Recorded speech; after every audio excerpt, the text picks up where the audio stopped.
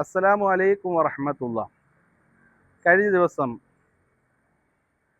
കറുപ്പ് നിറം നൽകാം തെളിവുകൾ സഹിതം എന്ന ഒരു ഹെഡിങ്ങോട് കൂടി ഒരു വീഡിയോ പോസ്റ്റ് ചെയ്തിരുന്നു.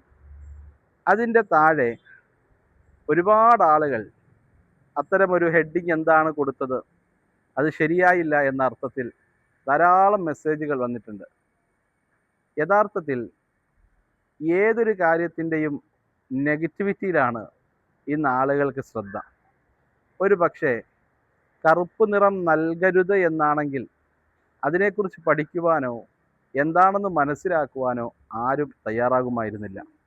നെഗറ്റിവിറ്റിയുടെ ഒരു ലോകത്തിലൂടെയാണ് നമ്മളൊക്കെയും സഞ്ചരിക്കുന്നത്. അതിൻ്റെ ഒരു വലിയ ഉദാഹരണമായിരുന്നു.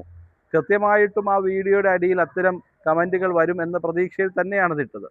അതൊരിക്കലും കളവല്ല, ജനങ്ങൾക്കൊരു മെസ്സേജ് പാസ് ചെയ്യാൻ വേണ്ടി കൊടുത്തിരിക്കുന്നൊരു കാര്യമാണ്. അതുകൊണ്ട് തന്നെ ആ നെഗറ്റിവിറ്റികൾ അടിയിലൊന്നും ഞാൻ അതിൻ്റെ യഥാർത്ഥ വശം പറഞ്ഞിട്ടില്ല, മറിച്ച് ഒരു വീഡിയോയിലൂടെ അത് പ്രകടമാക്കിയാണ്. ജനങ്ങൾ നെഗറ്റീവിൻ്റെ പിറകിലൂടെ പോവുകയാണ്. പോസിറ്റിവിറ്റിയുടെ മുമ്പിലൂടെ നടക്കാൻ ആർക്കും താല്പര്യമില്ലാത്തൊരു ഘട്ടം. എഴുതിയത് തെറ്റാകാതിരിക്കാൻ കൂടി വേണ്ടിയിട്ടാണ് ആ വീഡിയോയിൽ കറുപ്പ് നിറം നൽകാവുന്ന ആളുകളെക്കുറിച്ചും കൂടി പറഞ്ഞത്. കൃത്യമായിട്ടും കിതാബിൻ്റെ ഉദ്ധരണിയോടുകൂടി തന്നെയാണ് പറഞ്ഞത്. അതൊരു വലിയ പാഠമായിട്ട് നമ്മുടെ മുമ്പിൽ നിൽക്കട്ടെ.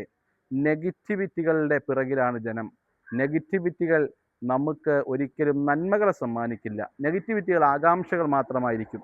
ആ നെഗറ്റിവിറ്റികളിലൂടെ പോകുമ്പോൾ പിന്നീട് ജീവിതത്തിൽ ഉണ്ടാകുന്ന മുഴുവനും നെഗറ്റീവായിട്ടേ നമുക്ക് തോന്നുകയുള്ളൂ. അതാണ് ആ വീഡിയോയുടെ അടിയിൽ അത്രയും നെഗറ്റീവ് കമൻറ്റുകൾ വന്നത്. ജീവിതത്തിൻ്റെ ഒരു തുടക്കം തന്നെ നെഗറ്റീവ് ആകാതിരിക്കാൻ ശ്രദ്ധിക്കുക.